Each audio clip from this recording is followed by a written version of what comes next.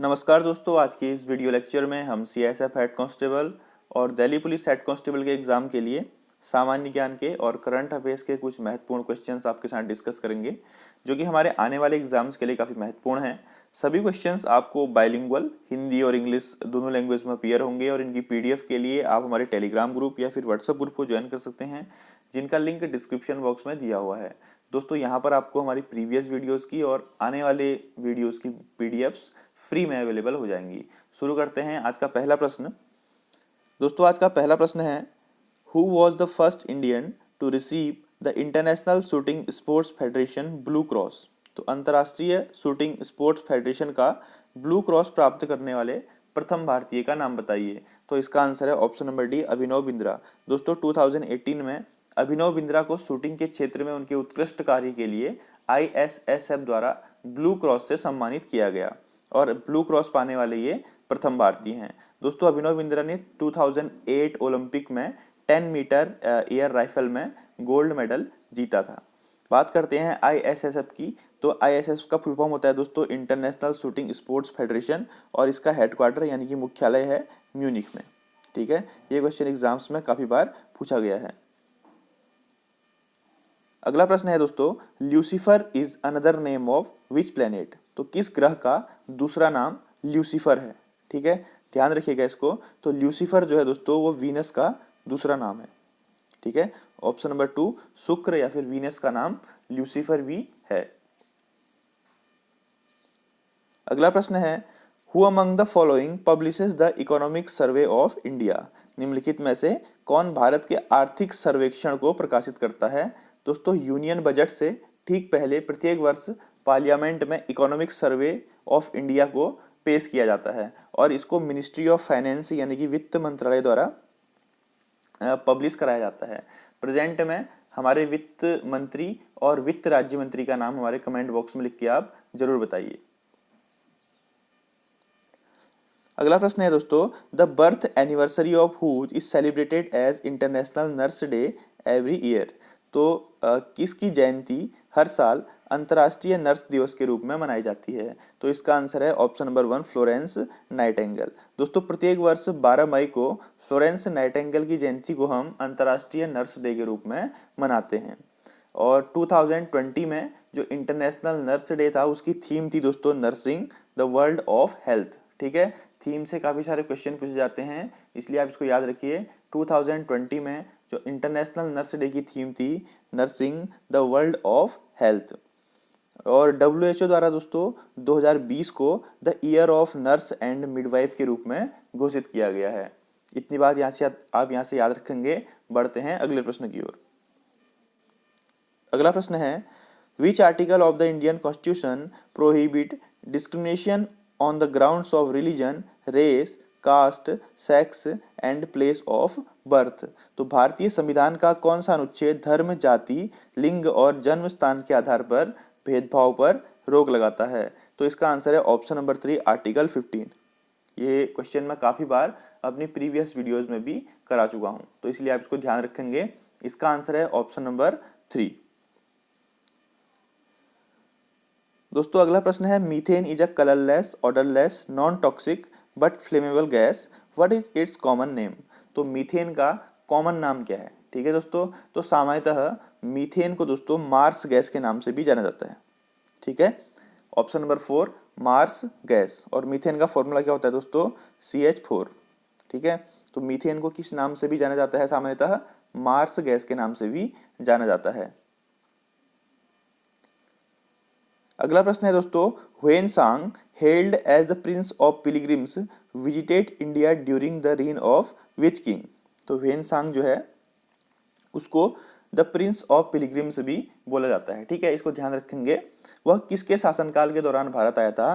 दोस्तों, इसका आंसर है हर्षा यानी कि हर्षवर्धन के शासनकाल के दौरान भारत आया था। हर्षवर्धन जो है पुष्यभूति या फिर वर्धन वंश का राजा था, जो कि नॉर्थ इंडिया पर राज करता था।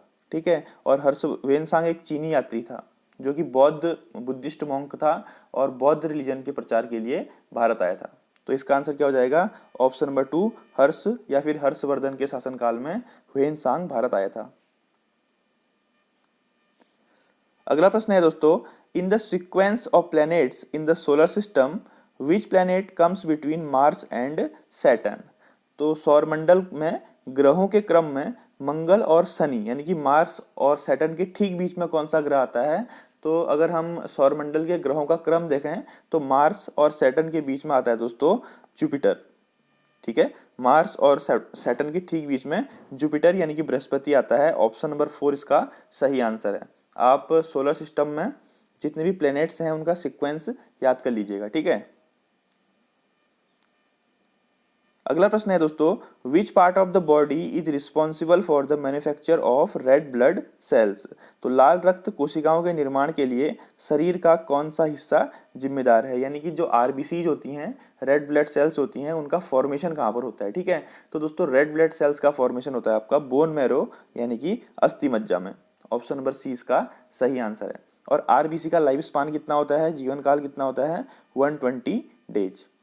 ठीक है, 120 दिन जो है वो आरबीसी का लाइफ स्पान होता है, ये भी आप याद रखेंगे। बढ़ते हैं अगले प्रश्न की ओर।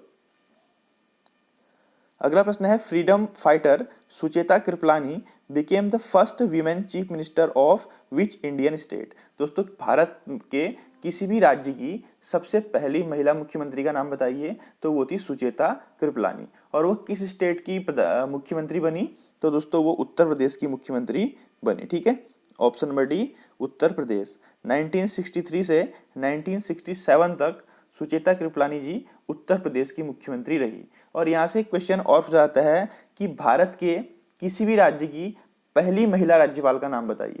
तो दोस्तों वो थी सरोजिनी नायडू। और सरोजिनी नायडू भी उत्तर प्रदेश की राज्यपाल बनी थी 1947 से 1949 तक।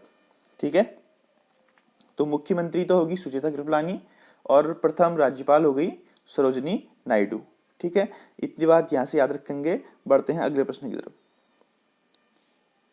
अगला प्रश्न है, which of the following is an Indian research station in Antarctica region. तो निम्नलिखित में से कौन सा अंटार्कटिका क्षेत्र में एक भारतीय अनुसंधान केंद्र है। दोस्तों अंटार्कटिका में यानी कि पोल्स में इंडिया ने अपने लैब स्थापित किए हैं। तो इनमें से कौन सा एक इंडिया की लैब का नाम है। दोस्तों मैत्री जो है वहां पर इंडिया की लैब का नाम है। Option number 3 is right answer. एक मैत्री है और दूसरा है भारती। ठीक है, और जो सबसे पहला लैब था अंटार्कटिका में उसका नाम था दक्षिण गंगोत्री। ठीक है, अब उसको सप्लाई बेस के तौर पर यूज किया जाता है। ठीक है, तो वहां पर 3 है, दक्षिण गंगोत्री, भारती और मैत्री। ठीक, और इस क्वेश्चन का राइट आंसर क्या हो जाएगा, ऑप्शन नंबर 3 मैत्री।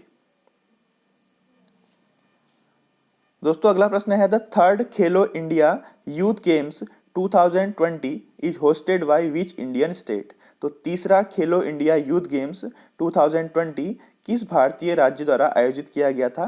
तो जो थर्ड एडिशन था खेलो इंडिया यूथ गेम्स का वो आसाम के गुवाहाटी में आयोजित किया गया था दोस्तों। ठीक है, और जो इसकी मेडल टैली थी उसमें टॉप में था महाराष्ट्र। ठीक है, और सेकंड में था हरियाणा और थर्ड में था दिल्ली। ठीक है दोस्तों, तो मेडल टैली में टॉप का नाम आप याद रखिए, सबसे ज्यादा मेडल जीते थे महाराष्ट्र ने। अगला प्रश्न है, what is the colour of light emitted by the sun. तो सूर्य द्वारा उत्सर्जित प्रकाश का रंग क्या है। तो दोस्तों काफी इंपॉर्टेंट क्वेश्चन है और काफी सारे स्टूडेंट्स को गलत करके आते हैं। ठीक है, तो इसको ध्यान से देखिएगा। जो सूर्य जो लाइट एमिट करता है वो व्हाइट कलर की होती है। ठीक है, कौन सी कलर की होती है, व्हाइट। ऑप्शन नंबर 4 इसका सही आंसर है। अगला प्रश्न है, pernicious anaemia is caused by the deficiency of which vitamin. दोस्तों सबसे पहले आप एनीमिया क्या होता है, एनीमिया होता है लॉस ऑफ ब्लड। जब हमारी बॉडी में खून की कमी हो जाती है तो उस केस को क्या बोला जाता है, एनीमिया बोला जाता है। अब परनीशियस एनीमिया क्या होता है, परनीशियस एनीमिया होता है दोस्तों जब बॉडी को हमारा B12 एब्जॉर्ब नहीं कर पाती हमारी बॉडी। ठीक है, जब हमारी बॉडी इनफ मात्रा में विटामिन B12 एब्जॉर्ब नहीं कर पाती है तो हमारी बॉडी में जो रेड ब्लड सेल्स यानी आरबीसी होती हैं वो कम होने लगती हैं। ठीक है, और इसी को ही परनीशियस एनीमिया बोलते हैं। विटामिन B12 यानी कि साइनोकोबालामिन। विटामिन B12 का वैज्ञानिक नाम क्या है दोस्तों, साइनोकोबालामिन। यानी कि जब हमारी बॉडी में विटामिन B12 की कमी होती है तो हमको कौन सा डिजीज होता है, परनीशियस एनीमिया। और परनीशियस एनीमिया के लक्षण क्या हैं, पेरिफेरल न्यूरोपैथी हो जाती है। ठीक है, नंबनेस हो जाती है, फटिक ठीक है, फटीग मतलब कि बेहोशी हो जाती है, ठीक, नौजिया, वोमिटिंग, और ये सब क्या है, कॉमन सिम्टम्स हमें इसमें होने लग जाते हैं। दोस्तों अगला प्रश्न है, name the first female amputee to climb Mount Everest. तो माउंट एवरेस्ट पर चढ़ने वाली प्रथम महिला एम्प्यूटी का नाम बताइए। एम्प्यूटी यानी कि विकलांग, जिनका कोई शरीर जो है का कोई अंग जो है वो नहीं होता है, जिन्हें हम दिव्यांग बोलते हैं, ठीक है। तो अरुणिमा सिन्हा, ठीक है, अरुणिमा सिन्हा जो है एवरेस्ट पर चढ़ने वाली फर्स्ट फीमेल एम्प्यूटी हैं। अगला प्रश्न है दोस्तों, is also known as golden city. India के किस सिटी को गोल्डन सिटी के नाम से भी जाना जाता है, ठीक है, काफी इंपोर्टेंट क्वेश्चन है। तो जैसलमेर को दोस्तों गोल्डन सिटी के नाम से भी जाना जाता है। जैसलमेर राजस्थान में स्थित है और इसको गोल्डन सिटी के नाम से भी जाना जाता है। अब यहाँ से एक क्वेश्चन और पूछा जाता है कि लेक सिटी के नाम से किसे जाना जाता है, ठीक है, झीलों का शहर यानी कि लेक सिटी। तो उदयपुर को दोस्तों लेक सिटी के नाम से जाना जाता है। और पिंक सिटी के नाम से किसे जाना जाता है, जयपुर को, ठीक है, पिंक सिटी के नाम से किसे जाना जाता है, जयपुर को, ठीक। तो दोस्तों ये थे हमारे आज के प्रश्न। अगर आपको वीडियो पसंद आती है तो काइंडली वीडियो को लाइक कर दीजिएगा और अधिक से अधिक अपने ग्रुप्स में शेयर कर दीजिए, और इनकी पीडीएफ के लिए टेलीग्राम या फिर व्हाट्सएप को ज्वाइन कर लीजिएगा। थैंक यू, जय हिंद, जय भारत।